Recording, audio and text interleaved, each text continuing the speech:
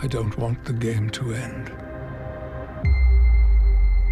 I can see that, Captain. Why do you think Star Trek has such an enduring appeal? Is it me? You think? It is. That's what I'm thinking. I'm thinking it's yeah, you, Brent. yeah. I do. I mean, really, the original cast, Yeah. But, definitely when you came along, it just injected something what I've totally, always thought it was. Yeah. It's because it's good. They're good stories, well written, and hopefully well acted. And it's inclusive. And it's not judgmental. Right. And I know when we started that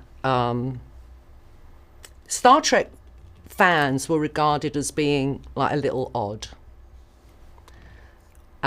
When we came along, we brought regular people.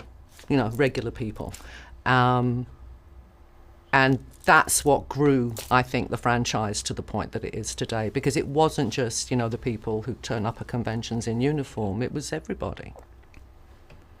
I think really, it's always been said, I mean, the general line on that question is it offers a hopeful vision of the future. I'm not sure that's necessarily true in that we're still, blasting people out of the sky with photon torpedoes and phasers. And I think what it is, and it's not just true of Star Trek, I think it's true of all space things, Star Wars, Star Trek, is that people are so frightened in general about the future, and more so now than ever, that when you see something that takes place in the 24th century, it gives you hope. It gives you a feel, we're going to survive. We're going to survive all of this. And it gives people comfort, I think.